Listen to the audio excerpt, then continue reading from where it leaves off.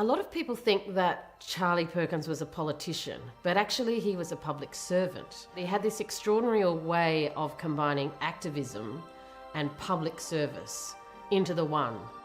Dad had an interesting journey to university.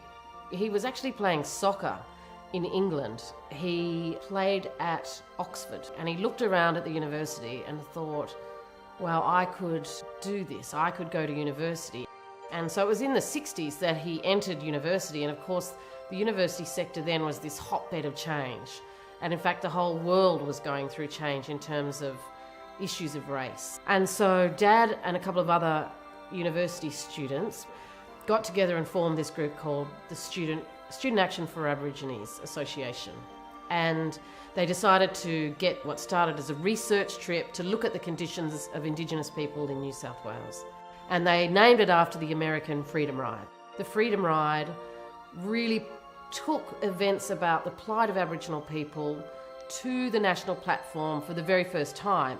The University of Sydney decided to set up the oration and name it after him, because he was the first graduate, Indigenous graduate of the University of Sydney in 1967. And the family decided that we would like it to be an Indigenous person to give the oration every year. Mine in 2008, still writing for freedom, an Aboriginal Torres Strait Islander human rights agenda. Topic was so relevant then and is still relevant now. Many of us are standing on his shoulders as we move forward, and we look forward to engaging with our youth, our future leaders, to come with us on this journey. One of the wonderful things about delivering the Charlie Perkins Oration is that we can reflect on the good and the bad about where we've come as First Nations people in Australia today.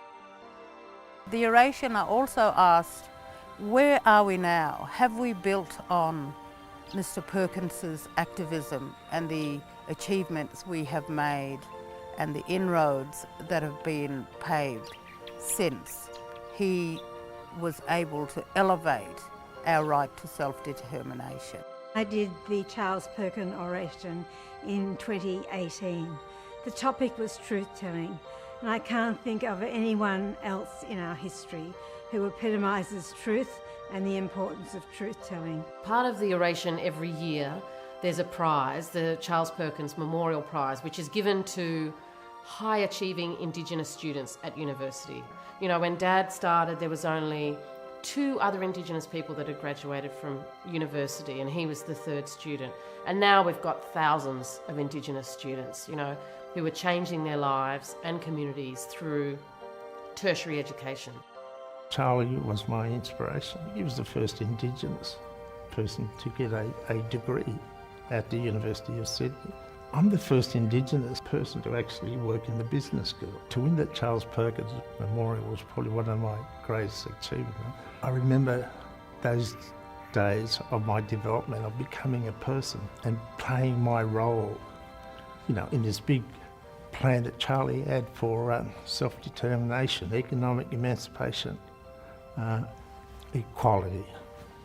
You know, and so it was all about equality, you know.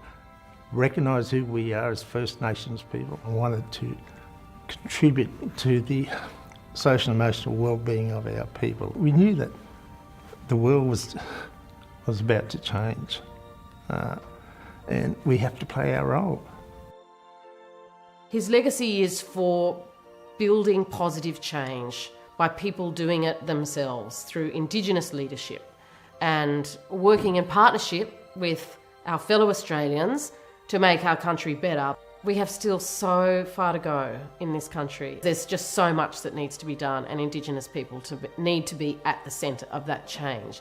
And that's certainly Dad's legacy. Like, we have to be running the agenda, we have to be changing things for ourselves and our communities.